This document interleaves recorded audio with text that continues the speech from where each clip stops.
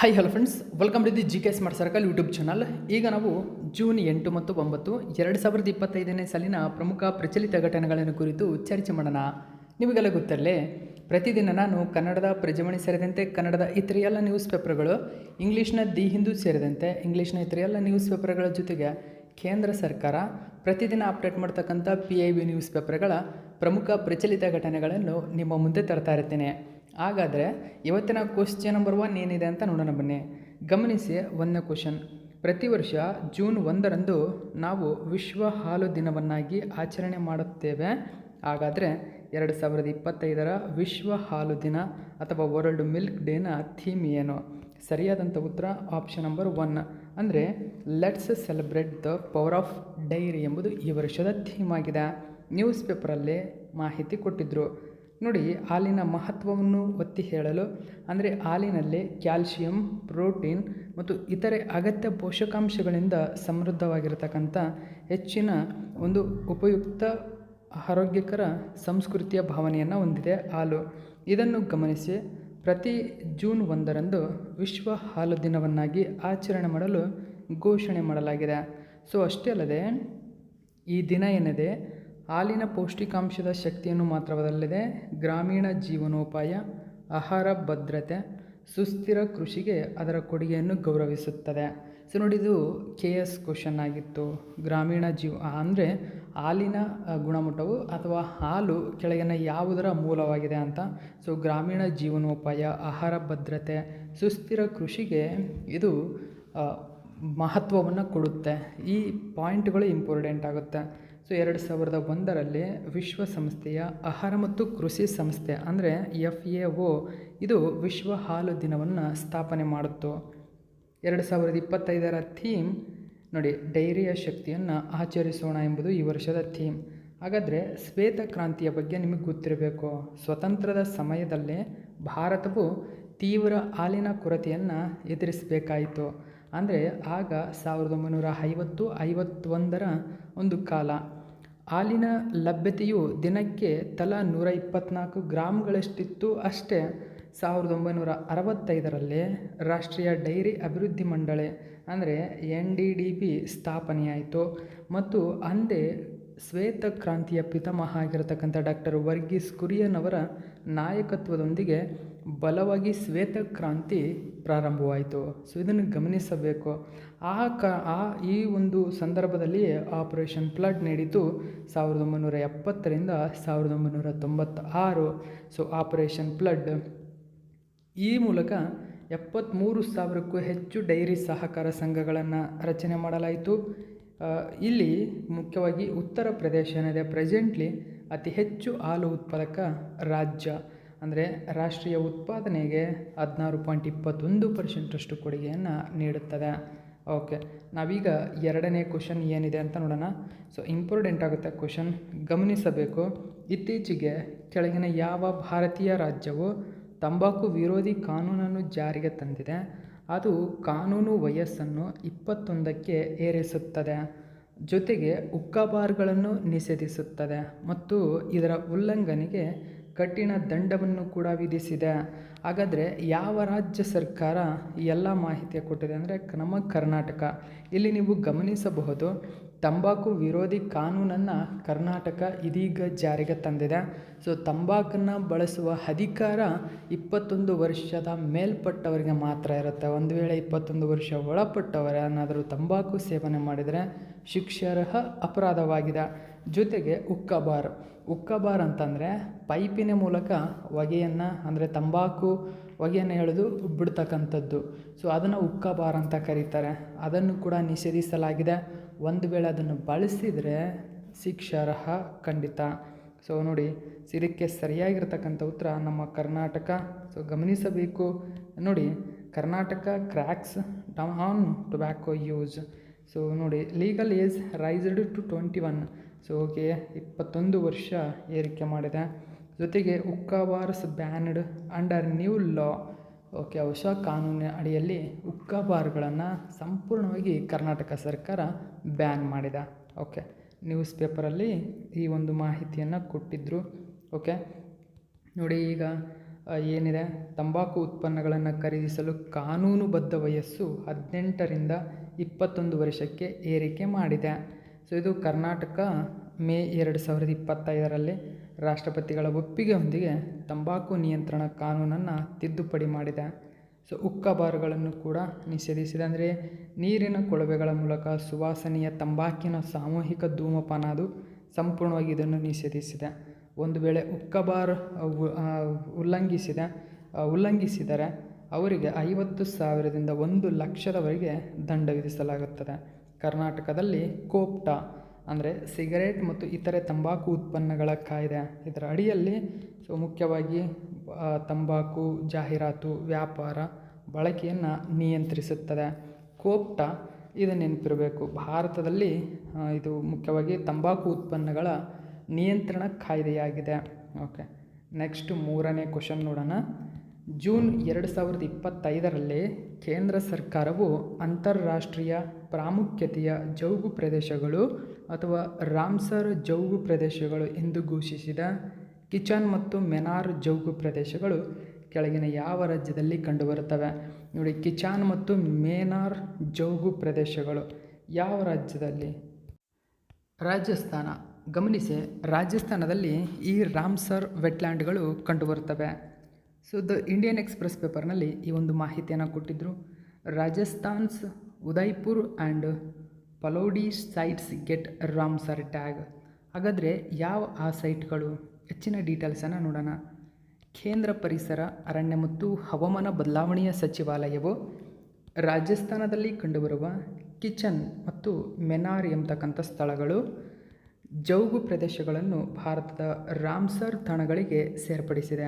ಈ ಎರಡೂ ತಾಣಗಳ ಸೇರ್ಪಡೆಯೊಂದಿಗೆ ರಾಮ್ಸರ್ ತಾಣಗಳಾಗಿ ಭಾರತದ ಒಟ್ಟು ಜೌಗು ಪ್ರದೇಶಗಳ ಸಂಖ್ಯೆ 91ಕ್ಕೆ ಏರಿಕೆಯಾಗಿದೆ. ಸೊ ಇದು ಪಾಯಿಂಟ್ ಗಮನಿಸಬೇಕು. ನೋಡಿ, ಕಿಚನ್ ಮತ್ತು ಮೆನಾರ್ ಜೌಗು ಪ್ರದೇಶಗಳೊಂದಿಗೆ ಭಾರತದಲ್ಲಿ ಒಟ್ಟು ರಾಮ್ಸರ್ ತಾಣಗಳು 91ಕ್ಕೆ ಏರಿಕೆಯಾಗಿದೆ. ಹಾಗಾದರೆ ಭಾರತವು 91 ರಾಮ್ಸರ್ ತಾಣಗಳನ್ನು ಹೊಂದಿದ್ದು ಏಷ್ಯಾದಲ್ಲಿ ಅತಿ ಹೆಚ್ಚು ರಾಮ್ಸರ್ ಜೌಗು ಪ್ರದೇಶಗಳನ್ನು ಹೊಂದಿದೆ ಎಂಬ ಮಾಹಿತಿ ಇದೀಗ ಲಭ್ಯವಾಗಿದೆ. ಹಾಗಾದರೆ ಏನಿದು ರಾಮ್ಸರ್? ರಾಮ್ಸರ್ ಬಗ್ಗೆ ಸ್ವಲ್ಪ ಮಾಹಿತಿ ನೋಡೋಣ. ನೋಡಿ, ಪರಿಸರೀಯವಾಗಿ ಪ್ರಮುಖವಾದ ಈ ಪ್ರದೇಶಗಳನ್ನು ರಕ್ಷಿಸಲು, ಅಂದರೆ ಈ ಪ್ರದೇಶಗಳು ಅಂದರೆ ಜೌಗು ಪ್ರದೇಶಗಳು, ಓಕೆ, ಜೌಗು ಪ್ರದೇಶಗಳು ಅಥವಾ ವೆಟ್ಲ್ಯಾಂಡ್ಗಳು ಅಂತ ಕರೀತಾರೆ. ಈ ವೆಟ್ಲ್ಯಾಂಡ್ ಅಥವಾ ಜೌಗು ಪ್ರದೇಶಗಳನ್ನು ರಕ್ಷಿಸಲು 1991 ಅಂದು ಇರಾನಿನ ರಾಮ್ಸರ್ ಎಂಬತಕ್ಕಂಥ ಒಂದು ನಗರದಲ್ಲಿ ಅಂತಾರಾಷ್ಟ್ರೀಯ ಮಟ್ಟದಲ್ಲಿ ಒಂದು ಸಮ್ಮೇಳನವನ್ನು ಏರ್ಪಡಿಸಲಾಗುತ್ತದೆ. ಏನಕ್ಕೆ? ರಾಮ್ಸರ್ ಅಥವಾ ಈ ವೆಟ್ಲ್ಯಾಂಡ್ ಅಥವಾ ಜೌಗು ಪ್ರದೇಶಗಳನ್ನು ರಕ್ಷಣೆ ಮಾಡುವ ಉದ್ದೇಶದಿಂದ. ಈ ಸಂದರ್ಭದಲ್ಲಿ ರಾಮ್ಸರ್ ಸಮಾವೇಶ ಮತ್ತು ಭಾರತ ಸೇರ್ಪಡೆಗೊಳ್ಳುತ್ತೆ. ಭಾರತವು ಫೆಬ್ರವರಿ 1, 1982ರಂದು ರಾಮ್ಸರ್ ಸಮಾವೇಶವನ್ನು ಅಂಗೀಕರಿಸುವ ಮೂಲಕ ಭಾರತವು ಕೂಡ ಜೌಗು ಪ್ರದೇಶಗಳನ್ನು ರಕ್ಷಣೆ ಮಾಡಲು ರಾಮ್ಸರ್ ತಾಣಗಳ ಒಪ್ಪಂದಕ್ಕೆ ಸಹಿ ಹಾಕುತ್ತದೆ. ಯಾವಾಗ? ಫೆಬ್ರವರಿ 1, 1982ರಲ್ಲಿ. ಇನ್ನು ಭಾರತದ ಮೊದಲ ಜೌಗು ಪ್ರದೇಶಗಳು ಅಂತಂದರೆ 1981ರಲ್ಲಿ ರಾಜಸ್ಥಾನದ ಕಿಯೋಲಾಡಿಯೋ ರಾಷ್ಟ್ರೀಯ ಉದ್ಯಾನವನ, ಒಡಿಶಾದ ಚಿಲಿಕಾ ಸರೋವರ ಇವು ಭಾರತದ ಮೊಟ್ಟಮೊದಲ ಜೌಗು ಪ್ರದೇಶಗಳು. ಇನ್ನು ತಮಿಳುನಾಡು 20 ಜೌಗು ಪ್ರದೇಶಗಳು ಅಥವಾ ವೆಟ್ಲ್ಯಾಂಡ್ಗಳನ್ನು ಹೊಂದಿದ್ದು ಭಾರತದಲ್ಲಿ ಗರಿಷ್ಠ ಜೌಗು ತಾಣಗಳನ್ನು ಹೊಂದಿರುವ ರಾಜ್ಯವಾಗಿದೆ, ಗಮನಿಸಬೇಕು. ಓಕೆ, ಇನ್ನು ಅತಿ ದೊಡ್ಡ ರಾಮ್ಸರ್ ತಾಣ ಅಂತಂದರೆ ಅದು ಸುಂದರಬನ, ಪಶ್ಚಿಮ ಬಂಗಾಳದಲ್ಲಿದೆ. ಓಕೆ, 2019ರಲ್ಲಿ ರಾಮ್ಸರ್ ತಾಣವೆಂದು ಘೋಷಿಸಲಾಗಿದೆ. ಇದನ್ನು ಚಿಕ್ಕ ರಾಮ್ಸರ್ ತಾಣ 20 ಹೆಕ್ಟೇರ್ ಇದೆ ಕೇವಲ. ಹಿಮಾಚಲ ಪ್ರದೇಶದ ರೇಣುಕಾ. ನೋಡಿ, ರೇಣುಕಾ ಅತ್ಯಂತ ಚಿಕ್ಕ ರಾಮ್ಸರ್ ತಾಣವಾಗಿದೆ. ಓಕೆ, ಸೊ 20 ಹೆಕ್ಟೇರ್, ಕೇವಲ 20 ಹೆಕ್ಟೇರ್ ಇದೆ. ಓಕೆ, ಇನ್ನು ನೆಕ್ಸ್ಟ್ 4ನೇ ಕ್ವಶನ್ ನೋಡೋಣ. 2025ರ ಪ್ರತಿಷ್ಠಿತ ಫ್ರೆಂಚ್ ಓಪನ್ ಟೆನ್ನಿಸ್ ಪಂದ್ಯಾವಳಿಯ ಪುರುಷರ ಸಿಂಗಲ್ಸ್ ಪ್ರಶಸ್ತಿಯನ್ನು ಕೆಳಗಿನ ಯಾರು ಗೆದ್ದಿದ್ದಾರೆ? ನೋಡಿ, ಸರಿಯಾದಂಥ ಉತ್ತರ ಆಪ್ಷನ್ ನಂಬರ್ 1 ಕಾರ್ಲೋಸ್ ಅಲ್ಕರಾಜ್ ಇಲ್ಲಿ ಚಾಂಪಿಯನ್ ಆಗಿದ್ದಾರೆ. ಓಕೆ, ಹೆಚ್ಚಿನ ಡೀಟೇಲ್ಸ್ ನೋಡಿ, ದಿ ಹಿಂದೂ ಪೇಪರಲ್ಲಿ ಈ ಒಂದು ಮಾಹಿತಿಯನ್ನು ಕೊಟ್ಟಿದ್ದರು. ಸುಮಾರು 5.5 ಗಂಟೆಗಳ ಕಾಲ ನಡೆದ ಐತಿಹಾಸಿಕ ಫೈನಲ್ನಲ್ಲಿ ಸ್ಪೇನ್ ದೇಶದ ಕಾರ್ಲೋಸ್ ಅಲ್ಕರಾಜ್ ವಿಶ್ವದ ನಂಬರ್ 1 ಆಟಗಾರ್ತಿ ಇಟಲಿಯ ಜಾನಿಕ್ ಸಿನ್ನರ್ ಅವರನ್ನು ಸೋಲಿಸಿ 2025ರ ಫ್ರೆಂಚ್ ಓಪನ್ ಪುರುಷರ ಸಿಂಗಲ್ಸ್ ಪ್ರಶಸ್ತಿಯನ್ನು ಉಳಿಸಿಕೊಂಡಿದ್ದಾರೆ. ಮಹಿಳೆಯರ ಸಿಂಗಲ್ಸ್ ಫೈನಲ್ನಲ್ಲಿ ಯುನೈಟೆಡ್ ಸ್ಟೇಟ್ಸ್ ಆಫ್ ಅಮೆರಿಕದ ಕೋಕೋ ಗೌಫ್ ವಿಶ್ವದ ನಂಬರ್ 1 ಆಟಗಾರ್ತಿ ಬೆಲಾರಸ್ನ ಅರಿನಾ ಸಬಲೆಂಕಾ ಅವರನ್ನು ಸೋಲಿಸಿ ತನ್ನ ಮೊಟ್ಟಮೊದಲ ಫ್ರೆಂಚ್ ಓಪನ್ ಸಿಂಗಲ್ಸ್ ಪ್ರಶಸ್ತಿಯನ್ನು ಗೆದ್ದಿದ್ದಾರೆ. ಇಲ್ಲಿ ನೀವು ಗಮನಿಸಬೇಕು. ಸೊ ಇಲ್ಲಿ ಆಟಗಾರ ಅಂತ ಮಾಡ್ಕೊಳ್ಳಿ, ಆಟಗಾರ್ತಿ ಆಗ್ಬಿಟ್ಟಿದೆ. ಓಕೆ, ಆಟಗಾರ ಅಂತ ಮಾಡ್ಕೊಳ್ಳಿ. ಇದನ್ನು ಜಾನಿಕ್ ಸಿನ್ನರ್ ಇವರನ್ನು ಸ್ಪೇನ್ ದೇಶದ ಕಾರ್ಲೋಸ್ ಅಲ್ಕರಾಜ್ ಸೋಲಿಸಿದ್ದಾರೆ. ಇಲ್ಲಿ ಮಾಹಿತಿ ಏನಂದರೆ, ಇದು ಇಡೀ ಫ್ರೆಂಚ್ ಓಪನಲ್ಲಿ ಅತ್ಯಂತ ದೀರ್ಘಾವಧಿ ಒಂದು ಆಟವಾಗಿದೆ. ಸರಿಸುಮಾರು ಇವರಿಬ್ಬರು 5.5 ಗಂಟೆಗಳ ಕಾಲ ಸೋಲದೆ ಆಡಿರ್ತಕ್ಕಂಥ ಅತ್ಯಂತ ದೀರ್ಘಾವಧಿಯ ಮ್ಯಾಚ್ ಆಗಿದೆ. ಸೊ ಇದನ್ನು ಕೂಡ ನಿಮಗೆ ಕೇಳತಕ್ಕಂಥ ಚಾನ್ಸಸ್ ಇರುತ್ತೆ, ನೆನಪಿಟ್ಕೊಳ್ಳಿ. ಸೊ ನೋಡಿ, ಪುರುಷರ ಸಿಂಗಲ್ಸ್ ಪ್ರಶಸ್ತಿ ಕಾರ್ಲೋಸ್ ಅಲ್ಕರಾಜ್ ಗೆದ್ದಿದ್ರೆ, ಇನ್ನು ಮಹಿಳಾ ಸಿಂಗಲ್ಸ್ನಲ್ಲಿ ಅಮೇರಿಕದ ಕೋಕೋ ಗೌಫ್ ಚಾಂಪಿಯನ್ ಆಗಿದ್ದಾರೆ. ಇದನ್ನು ನೆನ್ಪಿಟ್ಕೋಬೇಕು. ರೋಲ್ಯಾಂಡ್ ಗ್ಯಾರೋಸ್ ಅಂತ ಕರೀತಾರೆ ಫ್ರೆಂಚ್ ಓಪನನ್ನು. ಓಕೆ ನೋಡಿ, ಫ್ರೆಂಚ್ ಓಪನ್ನ ರೋಲ್ಯಾಂಡ್ ಗ್ಯಾರೋಸ್ ಎಂದು ಕರೆಯಲ್ಪಡುವ ಫ್ರೆಂಚ್ ಓಪನ್ನ 124ನೇ ಆವೃತ್ತಿಯು ಪ್ಯಾರಿಸ್ನಲ್ಲಿರುವ ಸ್ಟೇಡ್ ರೋಲ್ಯಾಂಡ್ ಗ್ಯಾರೋಸ್ನಲ್ಲಿ ಮೇ 19ರಿಂದ ಜೂನ್ 8ರವರೆಗೆ ನಡೆಯಿತು. ಆಸ್ಟ್ರೇಲಿಯನ್ ಓಪನ್ ನಂತರ ಫ್ರೆಂಚ್ ಓಪನ್ ನಡೆಯುತ್ತದೆ ಎಂಬುದು ಗಮನಿಸಬೇಕು. ಸ್ಟೇಡ್ ರೋಲ್ಯಾಂಡ್ ಗ್ಯಾರೋಸ್ ಅನೇಕ ಕೋರ್ಟ್ಗಳನ್ನು ಹೊಂದಿರುವ ಕ್ರೀಡಾಂಗಣವಾಗಿದೆ. ಫೈನಲ್ಗಳನ್ನು ಯಾವಾಗಲೂ ಫಿಲಿಪ್ ಚಾಟ್ರಿಯರ್ ಕೋರ್ಟ್ನಲ್ಲಿ ಆಡಲಾಗುತ್ತದೆ. ಫ್ರೆಂಚ್ ಓಪನನ್ನು ಜೇಡಿ ಮಣ್ಣಿನಲ್ಲಿ ಮೇಲೆ ಆಡಲಾಗುತ್ತದೆ. ಸೊ ಇದನ್ನು ನೀವು ಗಮನಿಸಬೇಕು. ಇನ್ನು ಫ್ರೆಂಚ್ ಓಪನ್ನ ಅತ್ಯಂತ ದೀರ್ಘಾವಧಿಯ ಫೈನಲ್ ಪಂದ್ಯ ಇದು ಎಂಬುದು ನಿಮಗೆ ನೆನಪಿರಲಿ. ಹಾಗಾದರೆ ಚಾಂಪಿಯನ್ಗಳನ್ನು ನೋಡೋಣ. 2025ರ ಚಾಂಪಿಯನ್ಗಳು ನೋಡಿ. ಸೊ ಫ್ರೆಂಚ್ ಓಪನ್ನ ಚಾಂಪಿಯನ್ಗಳು ಇವರು. ಪುರುಷರ singles Carlos Alcaraz Jannik Sinner ಅವರನ್ನು ಸೋಲಿಸಿ ಗೆದ್ದಿದ್ದಾರೆ. ಇವರು ಮಸ್ಕಿಟರ್ಸ್ ಕಪ್ಪನ್ನು ಗೆದ್ದುಕೊಂಡಿದ್ದಾರೆ. ಮಹಿಳಾ ಸಿಂಗಲ್ಸ್ನಲ್ಲಿ ಕೋಕೋ ಗೌಫ್ US-ನವರು ಅರಿನಾ ಸಬಲೆಂಕಾ ಬೆಲಾರಸ್ನ ಅರಿನಾ ಸಬಲೆಂಕಾವನ್ನು ಸೋಲಿಸಿ ಇವರು ಟ್ರೋಫಿ ತಮ್ಮದಾಗಿಸಿಕೊಂಡಿದ್ದಾರೆ. ಟ್ರೋಫಿಯ ಹೆಸರು ಸುಜೆನ್ ಲೆಂಗ್ನಿಂಗ್ ಕಪ್ ಅಂತ ಕರೀತಾರೆ. ಓಕೆ, ಇನ್ನು ಪುರುಷ ಡಬಲ್ಸ್ನಲ್ಲಿ ಒರಾಸಿಯೋ ಜೆಬಲೋಸ್ ಅರ್ಜೆಂಟೈನಾದವರು ಮತ್ತು ಮಾರ್ಸೆಲ್ ಗ್ರೊನೊಲ್ಲಾರ್ಸ್ ಸ್ಪೇನ್ ದೇಶದವರು. ಇವರಿಬ್ಬರೂ ಸೇರಿ 2 ಗ್ರೇಟ್ ಬ್ರಿಟನ್ನ ಅಜೋ ಸ್ಟಾಲಿಸ್ಬರಿ ಮತ್ತು ನೀಲ್ ಸ್ಕಿಪ್ಸ್ಕಿ ಅವರನ್ನು ಸೋಲಿಸಿ ಜಾಕ್ವೆಸ್ ಬ್ರುಗ್ರಾನ್ ಕಪ್ಪನ್ನು ತಮ್ಮದಾಗಿಸಿಕೊಂಡಿದ್ದಾರೆ. ಇನ್ನು ಮಹಿಳಾ ಡಬಲ್ಸನ್ನು ಗಮನಿಸಬಹುದು. ಜಾಸ್ಮಿನ್ ಪಯೋಲಿನಿ ಮತ್ತು ಸಾರಾ ಎರಾನಿ ಇಟಾಲಿಯನ್ ದೇಶದವರು. ಓಕೆ, ಇವರು ಅಲೆಕ್ಸಾಂಡ್ರಾ ಕ್ರುನಿಕ್ ಮತ್ತು ಅನ್ನಾ ಡ್ಯಾನಿಲಿಕಾ ಕಜಕಿಸ್ತಾನದವರು ಇವರನ್ನು ಸೋಲಿಸಿ ಸಿಮೋನ್ನೆ ಮ್ಯಾಥ್ಯೂ ಕಪ್ಪನ್ನು ತಮ್ಮದಾಗಿಸಿಕೊಂಡಿದ್ದಾರೆ. ಮಿಶ್ರ ಡಬಲ್ಸನ್ನು ಗಮನಿಸಿ. ಆಂಡ್ರಿಯಾ ವೊವೊಸ್ಸೋರಿ ಮತ್ತು ಸಾರಾ ಎರಾನಿ ಇವರು ಇಟಲಿ ದೇಶದವರು. ಸೊ ಇವರು ಟೇಲರ್ ಟೌನ್ಸೆಂಡ್ ಮತ್ತು ಇವಾನ್ ಕಿಂಗ್ ಅಮೇರಿಕದವರು ಇವರನ್ನು ಸೋಲಿಸಿ ಮಾರ್ಸೆಲ್ ಬರ್ನಾರ್ಡ್ ಕಪ್ಪನ್ನು ತಮ್ಮದಾಗಿಸಿಕೊಂಡಿದ್ದಾರೆ. ಸೊ ಇದು ಫ್ರೆಂಚ್ ಓಪನ್ನ ಸಂಪೂರ್ಣ ಮಾಹಿತಿ.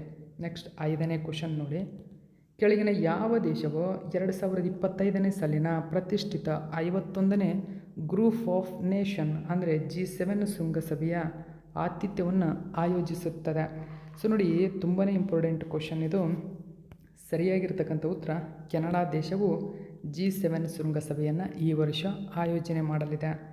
ನೋಡಿ, the 51th G7 leader summit come to June 15 to 17 ನೋಡಿ ಕನನಾಂಗ್ 6 ಎಂಬತಕ್ಕಂಥ ಒಂದು ಸ್ಥಳದಲ್ಲಿ ನಡೀತಾ ಇದೆ. ಹೆಚ್ಚಿನ ಡೀಟೇಲ್ಸ್ ನಾವು ನೋಡೋಣ.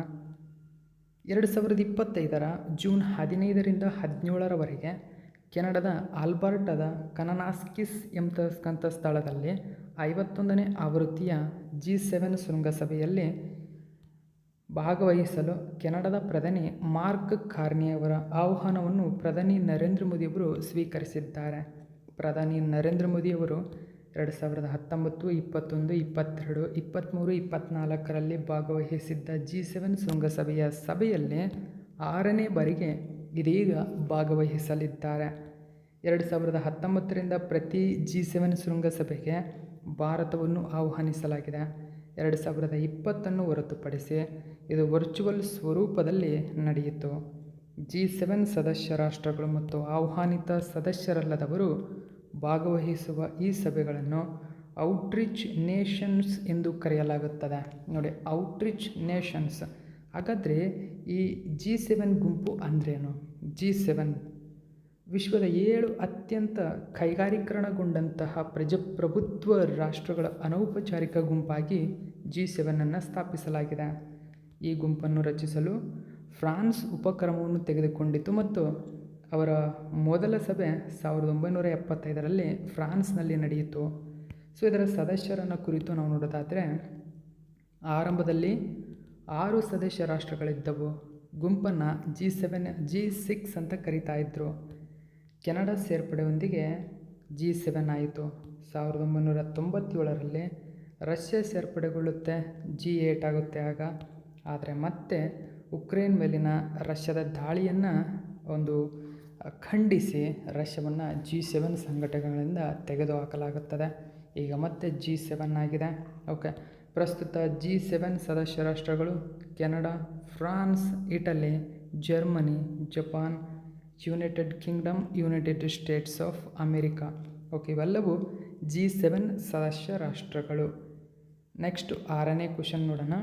ಯಾವ ಬ್ಯಾಂಕ್ ತನ್ನ ಎಲ್ಲ ಉಳಿತಾಯ ಬ್ಯಾಂಕ್ ಖಾತೆಗಳಿಗೆ ಸರಾಸರಿ ಮಾಸಿಕ ಬಾಕಿ AMB ಅಂತ ಕರೀತಾರೆ, ಆವರೇಜ್ ಮಂತ್ಲಿ ಬ್ಯಾಲೆನ್ಸ್, ಸೊ ಅಗತ್ಯವನ್ನು ಜೂನ್ 1, 2025ರಿಂದ ಮನ್ನಾ ಮಾಡಿದೆ? ಸರಿಯಾದಂಥ ಉತ್ತರ ಕೆನರಾ ಬ್ಯಾಂಕ್. ಕೆನರಾ ಬ್ಯಾಂಕ್ ಮನ್ನಾ ಮಾಡಿದೆ. ಯಾಕೆ ಸುದ್ದಿಯಲ್ಲಿ ಅಂದರೆ ಕರ್ನಾಟಕಕ್ಕೆ ಸಂಬಂಧಪಟ್ಟಂಥ ಒಂದು ಪ್ರಮುಖ ಬ್ಯಾಂಕ್ ಇದು. ಓಕೆ, ಕರ್ನಾಟಕದಲ್ಲಿ ಸ್ಥಾಪನೆಯಾಗಿರತಕ್ಕಂಥ ಒಂದು ಪ್ರಮುಖ ಬ್ಯಾಂಕ್ ಇದು. ಈ ಬ್ಯಾಂಕು ತನ್ನ ಎಲ್ಲ ಉಳಿತಾಯ ಬ್ಯಾಂಕ್ ಖಾತೆಗಳಿಗೆ AMBಯನ್ನು ಮನ್ನಾ ಮಾಡಿದೆ. ಓಕೆ, ಸೊ ಮೋಸ್ಟ್ ಇಂಪಾರ್ಟೆಂಟ್ ಇದು ಕೂಡ. ಓಕೆ ನೋಡಿ, Canara bank removes minimum balance, ನೋಡಿ, ಪೆನಾಲ್ಟಿ ಫಾರ್ ಸೇವಿಂಗ್ಸ್ ಅಕೌಂಟ್. ನಮ್ದು ಏನಾದರೂ ಸೇವಿಂಗ್ಸ್ ಅಕೌಂಟ್ ಕೆನರಾ ಬ್ಯಾಂಕಲ್ಲಿದ್ದರೆ ಮಿನಿಮಮ್ ಬ್ಯಾಲೆನ್ಸ್ ನೋಡಿ, ಕರ್ನಾಟಕ ಬ್ಯಾಂಕ್ ಆಗಿರ್ಬೋದು, RBI ಬ್ಯಾಂಕ್ ಆಗಿರ್ಬೋದು, ಇತರೆ ಬ್ಯಾಂಕ್ಗಳಿಗೆ ಮಿನಿಮಮ್ ಬ್ಯಾಲೆನ್ಸ್ 500 ಇರಬೇಕು. Karnataka bank must and should 500 ಇರಲೇಬೇಕು ಅವ್ರಿಗೆ. ಸೊ ಈ ಥರದ 500 ಮಿನಿಮಮ್ ಬ್ಯಾಲೆನ್ಸ್ ಇರಲಿಲ್ಲ ಅಂದರೆ ಪೆನಾಲ್ಟಿ ಹಾಕಿ ಅಮೌಂಟನ್ನು ಕಟ್ ಮಾಡ್ಕೊಳ್ತಾರೆ. ಸೊ ಇದೀಗ ಕೆನರಾ ಬ್ಯಾಂಕ್ ರಿಮೂವ್ ಮಾಡಿದೆ. ಓಕೆ, ಸೊ ಕೆನರಾ ಬ್ಯಾಂಕ್ ಇನ್ನು ಮುಂದೆ ಸೇವಿಂಗ್ಸ್ ಅಕೌಂಟ್ ಯಾರದೇ ಆಗಿದ್ದರೂ ಕೂಡ ಅವರಿಗೆ ಮಿನಿಮಮ್ ಬ್ಯಾಲೆನ್ಸ್ ಅವಶ್ಯಕ ಇಲ್ಲ ಅಂತ ಹೇಳಿದೆ. ಸೊ ಇದು ತುಂಬಾ ಇಂಪಾರ್ಟೆಂಟು, ಇದನ್ನು ನೀವು ಗಮನಿಸಬೇಕು. ಮಿನಿಮಮ್ ಬ್ಯಾಲೆನ್ಸ್ ಪೆನಾಲ್ಟಿ ರಿಮೂವ್ ಮಾಡಿದೆ. ಓಕೆ, ನ್ಯೂಸ್ ಪೇಪರಲ್ಲಿ ಈ ಒಂದು ಮಾಹಿತಿಯನ್ನು ಕೊಟ್ಟಿದ್ದರು. ಓಕೆ, ಹಾಗಾದರೆ ಈ ಕನಿಷ್ಠ ಸರಾಸರಿ ಮಾಸಿಕ ಬ್ಯಾಲೆನ್ಸ್ ಅಂದರೆ ಗ್ರಾಹಕರು ತಮ್ಮ ಉಳಿತಾಯ ಖಾತೆಯಲ್ಲಿ ಪ್ರತಿ ತಿಂಗಳು ಇಡಬೇಕಾದ ಅಗತ್ಯ ಕಡಿಮೆ ಮೊತ್ತವಾಗಿದೆ. ಗ್ರಾಹಕರು ಅಗತ್ಯವಿರುವ ಸರಾಸರಿ ಮಾಸಿಕ ಬ್ಯಾಲೆನ್ಸ್ ಕಾಯ್ದುಕೊಳ್ಳಲು ವಿಫಲವಾದರೆ ಬ್ಯಾಂಕುಗಳು ದಂಡ ವಿಧಿಸಬಹುದು. ದಂಡದ ಮೊತ್ತವು ಬ್ಯಾಂಕಿನಿಂದ ಬ್ಯಾಂಕಿಗೆ ಬದಲಾವಣೆ ಆಗ್ತಾ ಹೋಗುತ್ತದೆ. ಓಕೆ, ಭಾರತದ ಅತಿದೊಡ್ಡ bank state bank of India March 11, 2020ರಿಂದ ಕನಿಷ್ಠ ಬ್ಯಾಲೆನ್ಸ್ ಅಗತ್ಯ ಶುಲ್ಕವನ್ನು ಮನ್ನಾ ಮಾಡಿದೆ. ಓಕೆ, ಆಲ್ರೆಡಿ ಸ್ಟೇಟ್ ಬ್ಯಾಂಕ್ ಅಥವಾ SBI ಮನ್ನಾ ಮಾಡಿದೆ. ಸೊ ಕೆನರಾ ಬ್ಯಾಂಕ್ ಬಗ್ಗೆ ಸ್ವಲ್ಪ ಮಾಹಿತಿ ತಿಳ್ಕೊಳ್ಳೋಣ. ಉದ್ಯಮಿ ಆಗಿರ್ತಕ್ಕಂಥ ಅಮ್ಮೆಂಬಳ ಸುಬ್ಬರಾವ್ ಪೈ ಇವರು ಕೆನರಾ ಬ್ಯಾಂಕನ್ನು ಸ್ಥಾಪನೆ ಮಾಡ್ತಾರೆ. ಜುಲೈ 1906ರಲ್ಲಿ ಮಂಗಳೂರಿನಲ್ಲಿ ಖಾಸಗಿ ಬ್ಯಾಂಕ್ ಆಗಿ ಈ ಬ್ಯಾಂಕ್ ಕಾರ್ಯಾಚರಣೆಯನ್ನು ಮಾಡುತ್ತದೆ. 1969ರಲ್ಲಿ ಭಾರತ ಸರ್ಕಾರದಿಂದ ರಾಷ್ಟ್ರೀಕರಣಗೊಂಡ 14 ಖಾಸಗಿ ಬ್ಯಾಂಕುಗಳಲ್ಲಿ ಕೆನರಾ ಬ್ಯಾಂಕ್ ಕೂಡ ಒಂದು. ಸಿಂಡಿಕೇಟ್ ಬ್ಯಾಂಕ್ 2020ರ ಏಪ್ರಿಲ್ 1ರಂದು ಕೆನರಾ ಬ್ಯಾಂಕ್ನೊಂದಿಗೆ ವಿಲೀನವಾಗುತ್ತದೆ. ಇದರ MD ಮತ್ತು ಮುಖ್ಯ ಕಾರ್ಯನಿರ್ವಾಹಕ ಅಧಿಕಾರಿ ಕೆ. ಸತ್ಯನಾರಾಯಣ ರಾಜು. ಪ್ರಧಾನ ಕಚೇರಿ ಬೆಂಗಳೂರಿನಲ್ಲಿದೆ. ಓಕೆ, ಟ್ಯಾಗ್ಲೈನ್ ನೋಡಿ, ಟುಗೆದರ್ ವಿ ಕ್ಯಾನ್ ಎಂಬುದು ಇದರ ಟ್ಯಾಗ್ಲೈನ್ ಆಗಿದೆ. ನೆಕ್ಸ್ಟ್ 7ನೇ ಕ್ವಶನ್ ನೋಡಿ. ಇತ್ತೀಚೆಗೆ ಭಾರತ ಸರ್ಕಾರವು ರಾಷ್ಟ್ರೀಯ ಪೋಲಿಯೋ ಕಣ್ಗಾವಲು ಜಾಲ ಕೇಂದ್ರಗಳನ್ನು ಮುಚ್ಚಲು ಯೋಜನೆ ಮಾಡಿದೆ. ಹಾಗಾದರೆ ರಾಷ್ಟ್ರೀಯ ಪೋಲಿಯೋ ಕಣ್ಗಾವಲು ಜಾವ ಅಥವಾ NPSN ಅನ್ನು ಯಾವಾಗ ಸ್ಥಾಪಿಸಲಾಯಿತು? ನೋಡಿ, ಇದನ್ನು ಕಣ್ಗಾವಲು ಅಂತ ಮಾಡ್ಕೊಳ್ಳಿ. ಕಣ್ಣಾವಲು ಅಂತಾಗಿದೆ, ಕಣ್ಗಾವಲು. ಓಕೆ, ಕಣ್ಗಾವಲು ಅಂತ ಮಾಡ್ಕೊಳ್ಳಿ ಇದನ್ನ. ಓಕೆ, ಯಾವಾಗ ಜಾರಿಗೆ ಬಂದಿದೆ ಅಂತ ಕೇಳಿದರೆ 1997. ಆಪ್ಷನ್ ನಂಬರ್ 4 ಸರಿಯಾಗಿರ್ತಕ್ಕಂಥ ಉತ್ತರ. ಓಕೆ, ದಿ ಹಿಂದೂ ನ್ಯೂಸ್ ಪೇಪರಲ್ಲಿ ಒಂದು ಮಾಹಿತಿಯನ್ನು ಕೊಟ್ಟಿದ್ದಾರೆ ನೋಡಿ. Government plans to wind down national polio surveillance network centre in India. So ಇವನ್ನ ವೈಲ್ಡ್ ಡೌನ್ ಮಾಡಲು ನಿರ್ಧರಿಸಿದೆ. ಓಕೆ, ಸೊ ಏನಿದು ನೋಡಿ, ಭಾರತದಲ್ಲಿ ರಾಷ್ಟ್ರೀಯ ಪೋಲಿಯೋ ಕಣ್ಗಾವಲು ಜಾಲ ಕೇಂದ್ರಗಳನ್ನು ಮುಚ್ಚಲು ಸರ್ಕಾರ ಯೋಜನೆ ಮಾಡಿದೆ. ಭಾರತ ಸರ್ಕಾರವು WHO ಸಹಯೋಗದೊಂದಿಗೆ ರಾಷ್ಟ್ರೀಯ ಪೋಲಿಯೋ ಕಣ್ಗಾವಲು ಜಾಲವನ್ನು ಹಂತ ಹಂತವಾಗಿ ಕಡಿಮೆ ಮಾಡಲು ಯೋಜನೆ ಮಾಡಿದೆ. ಹಾಗಾದರೆ ಈ NPSN ಅನ್ನು 1997ರಲ್ಲಿ WHO ಮತ್ತು ಆರೋಗ್ಯ ಮತ್ತು ಕುಟುಂಬ ಕಲ್ಯಾಣ ಸಚಿವಾಲಯವು ಸ್ಥಾಪನೆ ಮಾಡಿದೆ. ಇದು 200ಕ್ಕೂ ಹೆಚ್ಚು ಕ್ಷೇತ್ರ ಘಟಕಗಳನ್ನು ಹೊಂದಿರುವ ರಾಷ್ಟ್ರವ್ಯಾಪಿ ಕಣ್ಗಾವಲು ವ್ಯವಸ್ಥೆಯಾಗಿದೆ. 2014ರಲ್ಲಿ ಭಾರತವನ್ನು ಪೋಲಿಯೋ ಮುಕ್ತ ಎಂದು ಘೋಷಿಸುವಲ್ಲಿ ಇದು ನಿರ್ಣಾಯಕವಾಗಿದೆ. ಓಕೆ, ನೆಕ್ಸ್ಟ್ 8ನೇ ಕ್ವಶನ್ ನೋಡೋಣ. ಭಾರತದ ಮೊಟ್ಟ ಮೊದಲ variable speed pumped storage plant PSPಯನ್ನು ಇತ್ತೀಚೆಗೆ ಕೆಳಗಿನ ಯಾವ ಸ್ಥಳದಲ್ಲಿ ಸ್ಥಾಪಿಸಲಾಗಿದೆ? ಸರಿಯಾದಂಥ ಉತ್ತರ ಉತ್ತರಾಖಂಡ. ಆಪ್ಷನ್ ನಂಬರ್ 1 ಸರಿಯಾಗಿದೆ.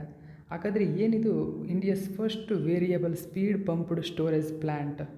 ಓಕೆ, ಹೆಚ್ಚಿನ ಡೀಟೇಲ್ಸನ್ನು ನೋಡೋಣ. ಸೊ PIB ನ್ಯೂಸ್ ಪೇಪರಲ್ಲಿ ಒಂದು ಮಾಹಿತಿಯನ್ನು ಕೊಟ್ಟಿದ್ದರು. ಓಕೆ, ಸೊ ಡೀಟೇಲ್ಸನ್ನು ನಾವು ತಿಳ್ಕೊಳ್ಳೋಣ. ಭಾರತದ ಮೊಟ್ಟ ಮೊದಲ ವೇರಿಯಬಲ್ ಸ್ಪೀಡ್ ಪಂಪ್ಡ್ ಸ್ಟೋರೇಜ್ ಪ್ಲ್ಯಾಂಟನ್ನು ಉತ್ತರಾಖಂಡದ ಟೆಹರಿ ಎಂಬ ಸ್ಥಳದಲ್ಲಿ ಪ್ರಾರಂಭಿಸಲಾಗಿದೆ. ಇದು 250 ಮೆಗಾವ್ಯಾಟ್ ಘಟಕವನ್ನು ಒಳಗೊಂಡಿದೆ ಮತ್ತು ಒಟ್ಟು 1000 ಮೆಗಾವ್ಯಾಟ್ ಜಲವಿದ್ಯುತ್ ಯೋಜನೆಯಾಗಿ ಭಾಗವಾಗಿದೆ. ಹೆಚ್ಚುವರಿ ವಿದ್ಯುತ್ ಬಳಸಿ ಮೇಲಿನ ಜಲಾಶಯಕ್ಕೆ ನೀರನ್ನು ಪಂಪ್ ಮಾಡಿ ಶಕ್ತಿಯನ್ನು ಸಂಗ್ರಹಿಸಲಾಗುತ್ತದೆ. ಇದನ್ನು THDC ಇಂಡಿಯಾ ಲಿಮಿಟೆಡ್ ನಿರ್ವಹಿಸಿದೆ ಎಂಬುದನ್ನು ಗಮನಿಸಬೇಕು. ಓಕೆ, 9ನೇ ಕ್ವಶನ್ ನೋಡಿ. ಇತ್ತೀಚೆಗೆ ಜ್ವಾಲಾಮುಖಿ ಸ್ಫೋಟದ ಕಾರಣ ಸುದ್ದಿಯಲ್ಲಿ ಕಾಣಿಸಿಕೊಂಡಿರುವ ಮೌಂಟ್ ಎಟ್ನಾ ಜ್ವಾಲಾಮುಖಿ ಕೆಳಗಿನ ಯಾವ ದೇಶದಲ್ಲಿ ಕಂಡುಬರುತ್ತದೆ? ಇಟಲಿ. ನೋಡಿ, ಮೌಂಟ್ ಎಟ್ನಾ ಇಟಲಿಯಲ್ಲಿ ಕಂಡುಬರುತ್ತದೆ. ಎರಪ್ಟ್ ಆಗಿದೆ ಇತ್ತೀಚೆಗೆ, ಆ ಕಾರಣಕ್ಕಾಗಿ ಸುದ್ದಿಯಲ್ಲಿದೆ. ದಿ ಹಿಂದೂ ಪೇಪರ್ನಲ್ಲಿ ಒಂದು ಮಾಹಿತಿಯನ್ನು ಕೊಟ್ಟಿದ್ದರು. ಸೊ ಈ ಹೋಲ್ಕನ್ನು ಗಮನಿಸಬಹುದು. ಮುಖ್ಯವಾಗಿ ಇದು ಇಟಲಿಯ ಸಿಸಿಲಿ ದ್ವೀಪದಲ್ಲಿರುವ ಮೌಂಟ್ ಎಟ್ನಾ ಜ್ವಾಲಾಮುಖಿ ಸ್ಫೋಟಗೊಂಡಿದೆ. ಇದು ಮೆಡಿಟೇರಿಯನ್ ದ್ವೀಪದಲ್ಲಿನ ಅತ್ಯುಚ್ಚ ಪರ್ವತ ಹಾಗೂ ವಿಶ್ವದ ಅತ್ಯಂತ ಸಕ್ರಿಯ ಜ್ವಾಲಾಮುಖಿಗಳಲ್ಲೊಂದು. ಇದನ್ನು ಯುನೆಸ್ಕೋ ವಿಶ್ವ ಹೆರಿಟೇಜ್ ಸೈಟ್ ಆಗಿಯೂ ಗುರುತಿಸಲಾಗಿದೆ. ಮೌಂಟ್ ಎಟ್ನಾ ಅಷ್ಟು ಇಂಪಾರ್ಟೆಂಟ್ ಆಗಿದೆ. ಸೊ ಇದು ಇವತ್ತಿನ ಪ್ರಮುಖ ಪ್ರಚಲಿತ ಘಟನೆ. ಇದೇ ತರಹದ ಮಾಹಿತಿಯೊಂದಿಗೆ ಮತ್ತೆ ನಿಮ್ಮನ್ನು ಭೇಟಿ ಆಗ್ತೀನಿ. Thank you so much for watching my video friends.